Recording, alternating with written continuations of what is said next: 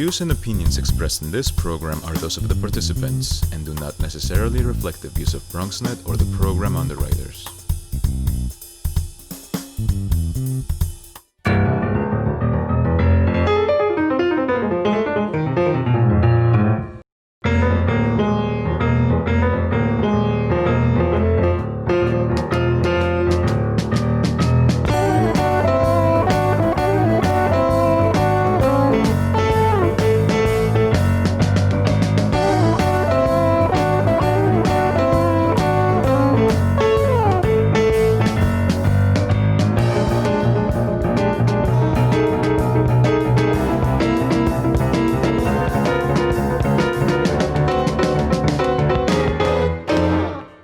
Good evening and welcome to BronxTalk. As everybody knows, November 3rd is a general election. And one of the things that's real important to BronxNet television over the course of the last 25 years, 26 years if you're really counting, is voter literacy. And it's our commitment to the people of the Bronx to make sure that as many points of view that are out there and that are going to be on your ballot get represented. And so this evening we're going to talk to Bronx Republicans, three candidates who are running on the GOP. The Republicans haven't had anybody in elected office since Guy Villella was defeated by Jeff Klein a number of years ago. That was 2004, but probably now over the last 4 years, there's greater unity and greater fervor for Republican politics in the Bronx and elsewhere. And so we thought it's important to welcome them to the program this evening. We'll start off with the candidate in the 14th Congressional District representing the Republican Party. It's John Cummings. Nice to have you with us, Mr. Cummings. Nice to see you, Gary. Thank you for having me. And running in the 15th Congressional District, it is Patrick DeLisis. Nice to have you with us, Mr. DeLisis. Welcome back to the program. Thank you so much, Gary. Glad to be here. And running in the 80th Assembly District is Gene DeFrancis. He is also the founder and head of the Allerton Avenue Merchants Association. Nice to see you, Mr. DeFrancis. Hey, great to be with you, Gary. Let's start with you, Mr. Cummings. It's a high-profile race. You have been on TV. I think you can't turn on the television without seeing that John Cummings is going to be running against Alexandria Ocasio-Cortez. What was it that made you say, you know what? I think I want to challenge this very high-profile candidate? There's a lot of answers to that question. I'll start with the fact that, I taught 22 years at St. Raymond's, and for many years, my students have been after me to run.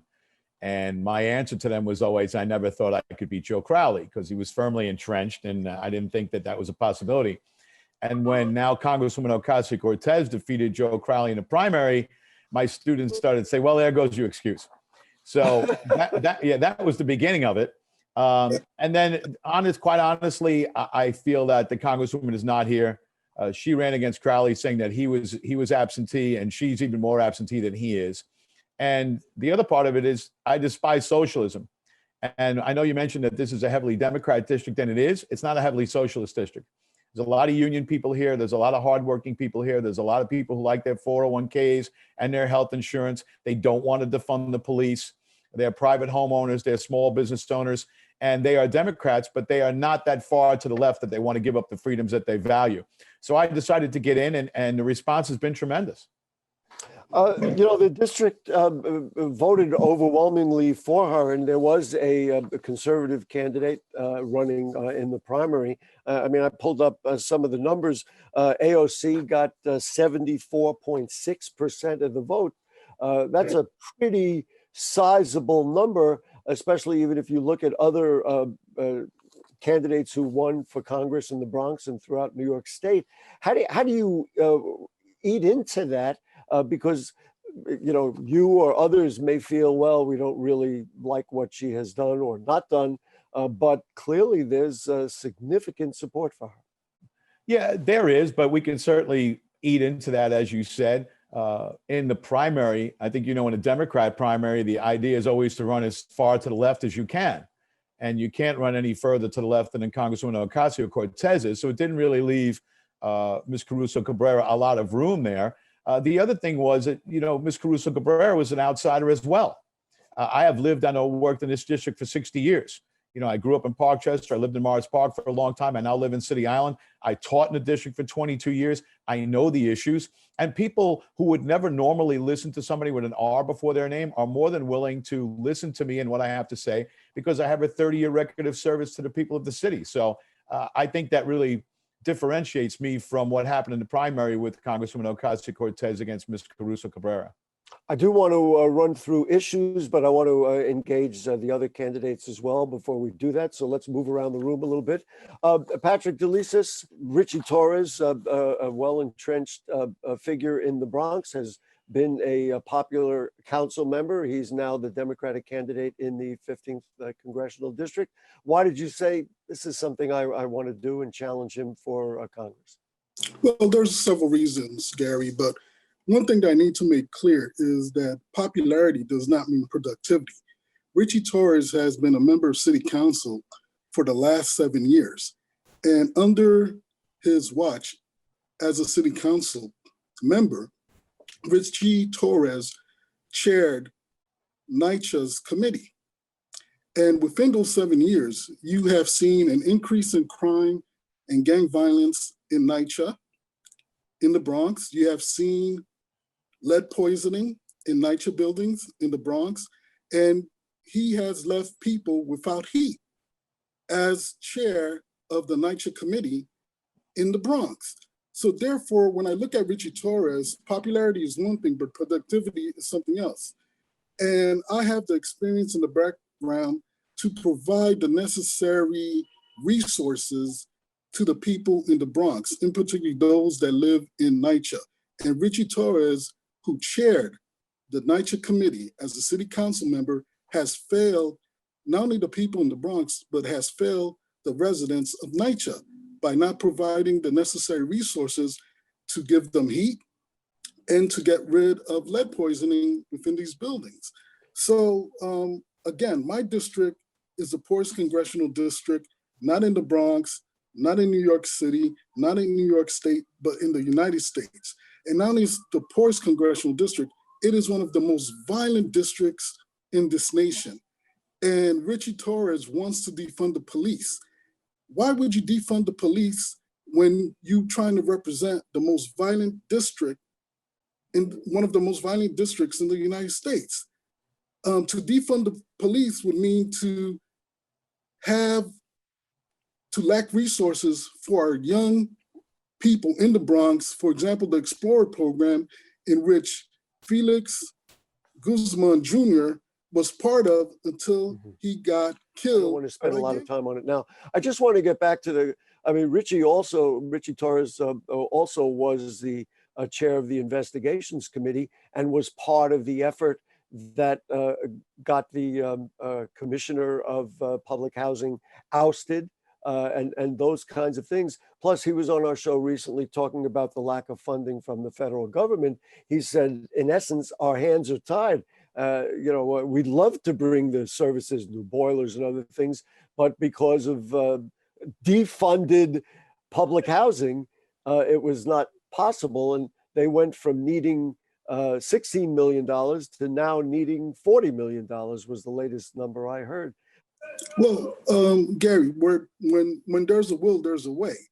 You will never hear me say to the people that I'm representing in the Bronx that my hands are tied. If your hands are tied, move out and let someone else handle it. Meaning there's other ways to get funding. There's other ways to get resources. So for people to elect me rather than Richie Torres, you will never hear me say my hands are tied in order to help the people in NYCHA and the people in the Bronx. How do you get those resources? Oh, there's many ways to inject capital, and there's many ways to obtain resources. New York City is the wealthiest city in this nation. The United States is the wealthiest nation in the world. So we have the most billionaires and millionaires in the world than any other place. So you need to reach out to individuals that have the necessary capital that could inject the necessary funding in order to help solve our problems in the Bronx. So my hands will never be tied because there's many ways to get resources and there's access that are available to us. Are you suggesting a millionaire's tax? Absolutely. Gene DeFrancis, well-known director of the Allerton Avenue Merchants Association. I suppose I could ask the same question for you about challenging Natalia Fernandez for assembly. Is it a good guess to say that your focus is on small businesses and your home district and home area of Allerton Avenue? Yeah, Gary. That law and order and children's after-school programs. You know, when I talk to all the neighbors, because I'm in every single crack and crevice of this district, I'm pretty well known. I'd say I'm as popular or more popular than Natalia in this district, especially in this current state of events. All the community associations are more or less rallying around our campaign, and our district is shaped a little differently. You know, underneath Gun Hill Road on the east side of the river, you look at the map, we're light blue. It's not a heavy blue district like the rest of the Bronx is. Many of the Republicans in this district joined the Democrat Party because they were told you need to have a voice and you need to be a Democrat to vote in the primary. That went rampant in this district. And then the Democrats took that power and they ran away with it with bail reform and all sorts of things that this district, that's not their values. They want good schools. They want to take care of their kids, and we want to rebuild communities here. And that's why this district, the 80th Assembly District, is a special district. And as you know, Gary, we got into this race late. We didn't know about the election. We didn't make the decision until early September because unfortunately there was a health issue. The previous candidate could no longer run. And I got the call late August, and I needed some time to think about it and see if it was the right decision to make. And then with everything going on, you know, she's running for borough president now, so indicating that she doesn't want to represent this district anymore. She turned her back on our police. They feel highly disrespected, and I want to stand up and bring everything back together. And I think I can do that, especially as a Republican. I think if we elect a Republican, we'll send nationwide shockwaves almost to the level that Alexandria Ocasio-Cortez, because a Republican in the Bronx will be big news, and it will be a big fundraising opportunity for this district for nationwide people to get involved. Mr. Cummings, let's talk to you a little bit. Each one of you has mentioned the phrase defund the police, and you as a former police officer, I'm sure have a lot to say about that. In my interviews with Democrats and others who have heard that phrase, some of them say they don't support the phrase and that the concept is more about having a greater investment in social services. And one of you mentioned something to the fact the police, I think it was Gene maybe mentioned that the police have to use resources to do other things that are not directly related to traditional police work. That takes resources out of the districts. Is the notion of, or is the phrase defunding the police the wrong phrase? And maybe it's time now to fund the police, but also make sure that there's funding for social services so the police can do their jobs. Yeah, that I certainly agree with. And I'll tell you why. When I was on the New York City Police Department back in the 80s into the early 90s, only 5% of New York City's budget went to policing. 5%. That's the government's main job, is to maintain social order. And 5% went to the police. Mayor Giuliani and then Mayor Bloomberg got it up to 8%.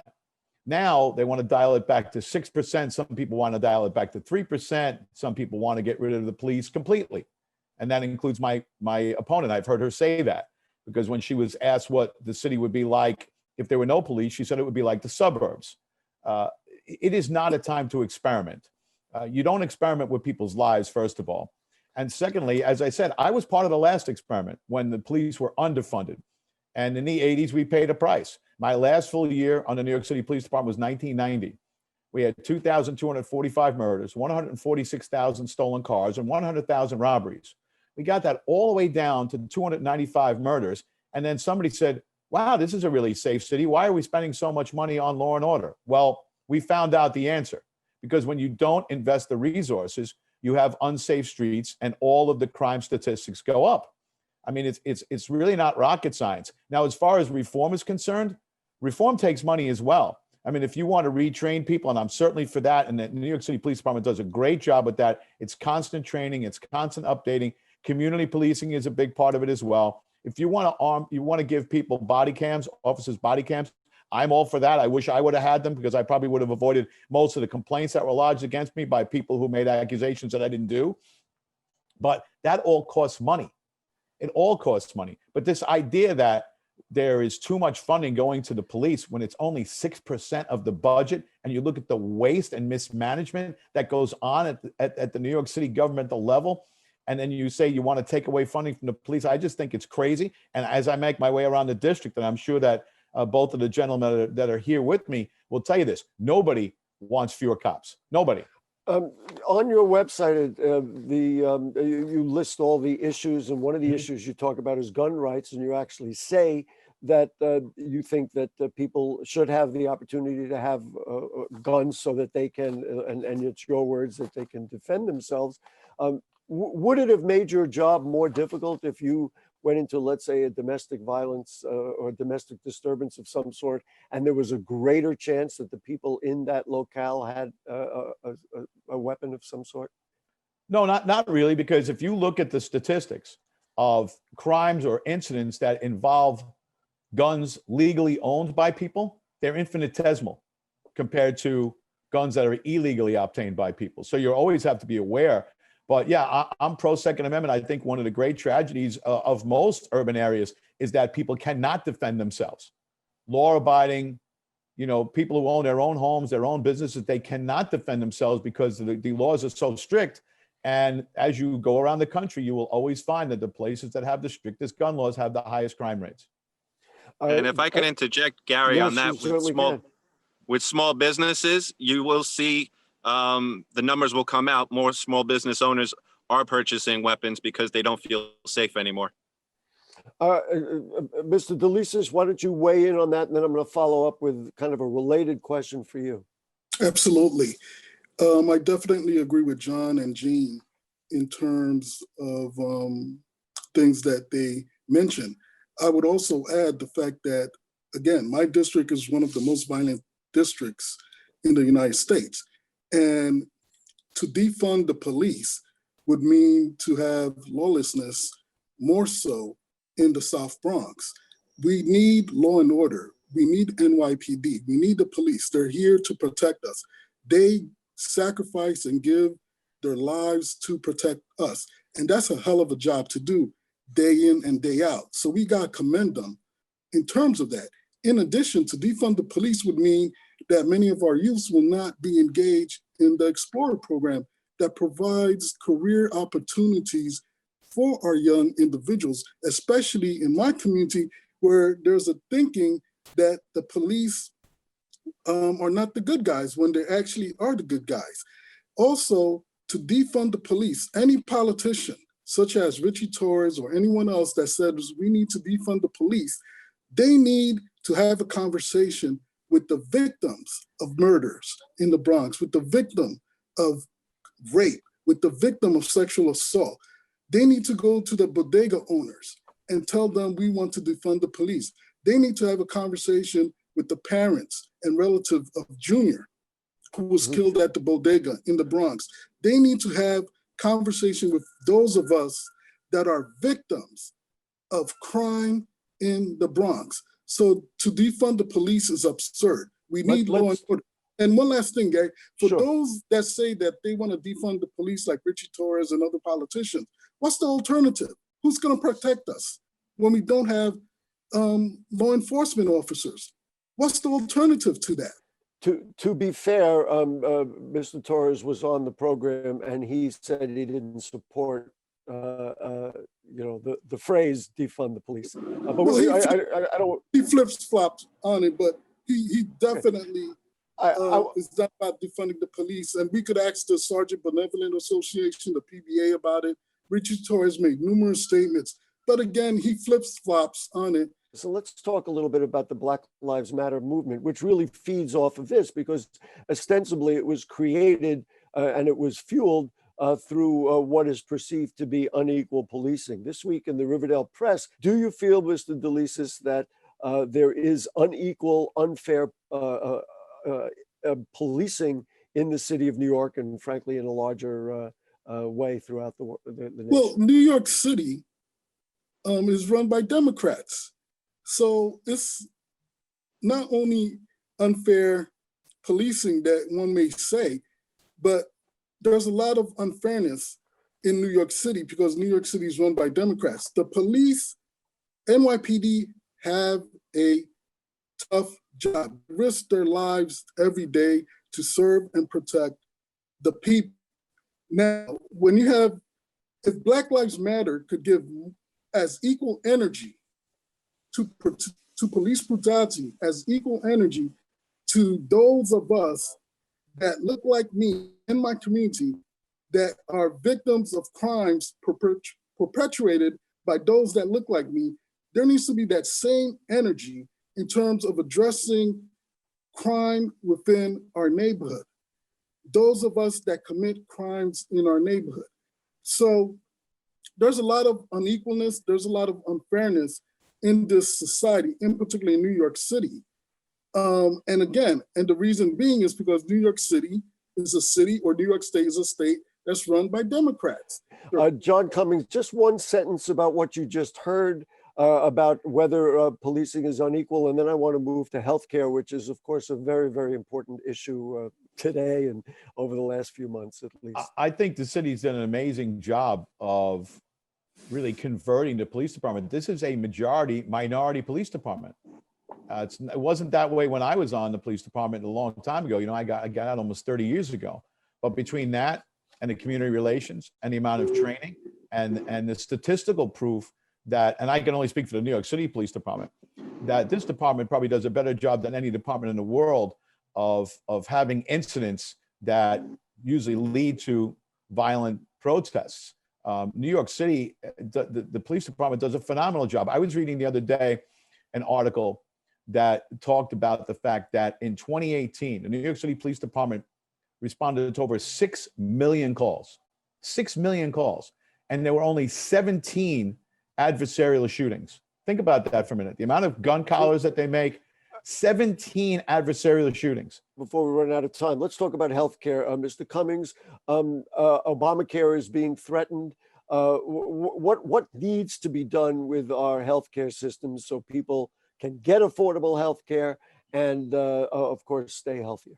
I think a lot of the regulations have to be removed, particularly at the state level. I think we need portability. I think that we also need to get involved in programs that would allow employers to either offer the health insurance that the employer itself offers or a voucher so the person can shop around and tailor their health insurance to their needs. And also that would create health savings accounts, tax-free health savings accounts. So if you had money left over from that voucher program, it would allow you to keep your health insurance if you were so unfortunate that you lost your job. Any type of portability, any type of free market approach would ultimately drive prices down for everybody. And then, of course, if we had to cover people that were unable to handle that themselves, the prices would be lower and the tax burden would be as great. Gene DeFrancis, what are business owners saying about I know the mandate to provide health care was not received very, very enthusiastically? First of all, want to see everybody have health care, pre-existing conditions. My mother suffers from physical conditions. It would break my heart to see her turned away. I think we're one of the most charitable countries in the world, but we also have to be responsible for it. When the ACA came out, it was a tax. And they were charging people to buy into this program that they couldn't afford. And that's what this president is breaking down. And it should have been broke down. When we had discussions with the Business Improvement District, we wanted a healthcare plan. They said, we can't do that. That's not in our jurisdiction or our power. Why can't we all buy into a healthcare program? What Republicans want to do is we want to get everybody employed and have a healthcare via that system so they can afford healthcare. I'm just moving it along. Of course, Donald Trump has had, almost 4 years now.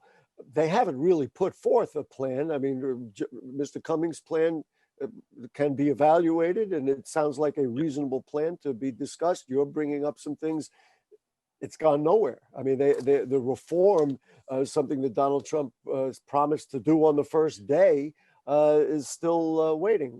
And I wish that's part, I don't want to speak for all Republicans, but in the Bronx, we're generally moderate. We're willing to come to the table. We feel like things can be solved better at a table than on the streets. And instead of talking about impeachment, we should have been talking about health care for the people. I think the gentlemen that are with me, Patrick and John, agree that the people need to come before the party.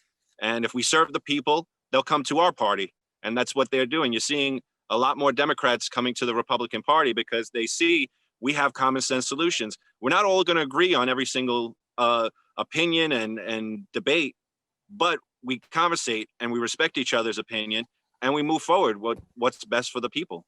I want to give each of you 30 seconds to kind of justify and wrap up your campaign and make a pitch to the voters. So Mr. DeLisis, you first, Mr. DeFrancis, and then Mr. Cummings can summarize there. So we'll give you 30 seconds.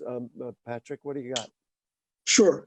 If you live in the 15th Congressional District, which is East Tremont, University Heights, Morris Heights, Melrose, Mount Haven, Morrison and Hunts Point, Highbridge, Fordham, West Farm, Longwood Avenue, Belmont, Bedford Park, and parts of Soundview.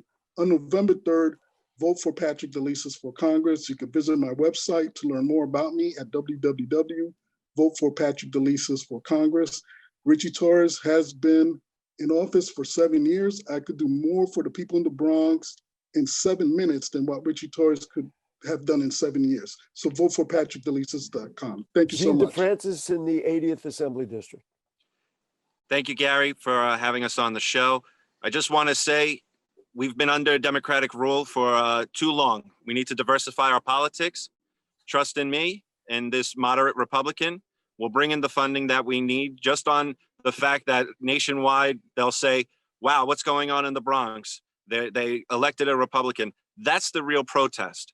Elect a Republican in the Bronx, and you'll see the Democrats will start paying better attention. We'll have funding for after-school programs. We'll have funding for a lot of things that this district doesn't get because our tax dollars are going to battleground states. So when I decided I'm going to throw my hat into this ring, is because I hear everybody's voices. We want change. This is the change that we need. Give me a shot. If it doesn't work in 2 years, go back to the way things were going before. But we need to shake things up.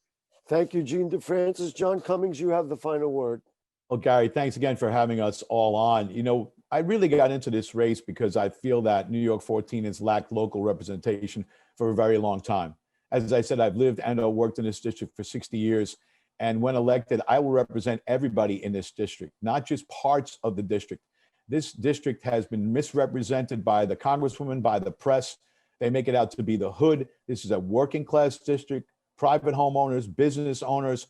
We don't want a lot from the government, but what we do want, we demand. We want safe streets. We want opportunity. We want lower taxes. We want a simpler life. And that's really why I got into this. And if you want to find out about my stances, I'm at Cummings2020.com, Cummings2020.com. And Gary, once again, thank you for having us. Great. John Cummings, Gene DeFrancis, Patrick DeLisis, thank you for joining us and good luck the rest of the way in the campaign. Listen, we could do 4 hours on these issues, but we got to go. Thank you for joining us. Next week will be the 26th anniversary of Bronx Talk. We'll have a special show about Hispanic culture in the Bronx. Good night.